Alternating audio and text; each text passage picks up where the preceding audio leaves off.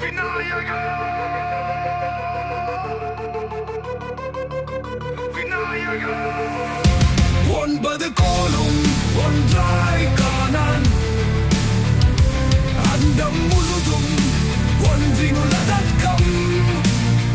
அதுவே ஆனை முகம் எனும் ஓங்கார விளக்கம் சுழலும் கோள்கள் அவன் சொல் கேட்கும் அவனை தொழுதல் போதும் நல்லது நடக்கும் ஆனை முகனை தொழுதால் நவகிரகங்களும் மகிழும்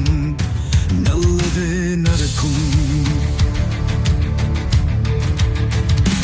9 கோலும் ஒன்றாய் காணா பிள்ளையார் பத்தி வர வேண்டும் அங்கு கற்பகம் கங்கும் கடவுளின் மெய்யில் உரையும் அவரை தொழ வேண்டும் 9 கோலும் ஒன்றாய் காணா பிள்ளையார் பத்தி வர வேண்டும் அங்கு கற்பகம் என்னும் கடவுளின் மெய்யில் உரையும் அவரை தொழ வேண்டும்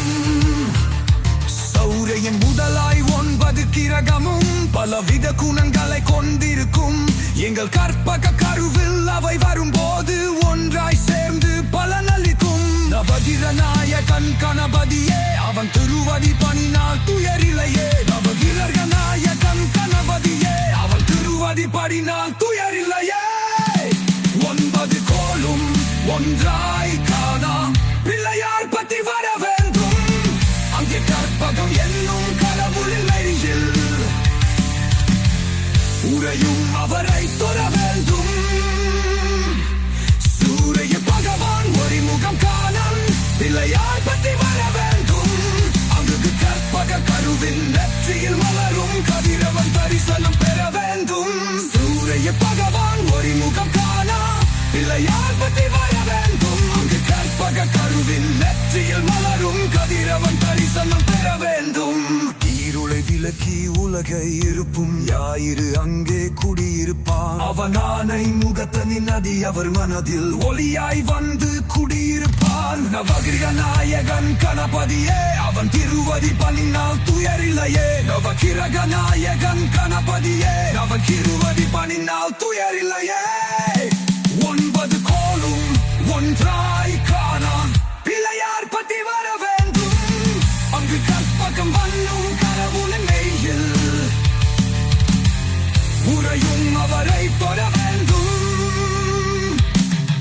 அங்கு ககவான் முகம் காணான் பிள்ளையார் பத்தி வர வேண்டும் அங்கு கற்பக பெருமான் தொப்புள் குறியில் குளிரும் அவனை தொழ வேண்டும் திங்கள் பகவான் திருமுகம் காணான் பிள்ளையார் பத்தி வர வேண்டும் அங்கு கற்பக பெருமான் தொப்புள் குறியில் குளிரும் அவனை தொழ வேண்டும் பார்க்கதல் திறந்த சந்திர பகவான் கணபதி வயிறிப்பில் திறந்திருப்பான் கற்பக தானை கண்டவ தம் தீரா பிணிகளை தீர்த்து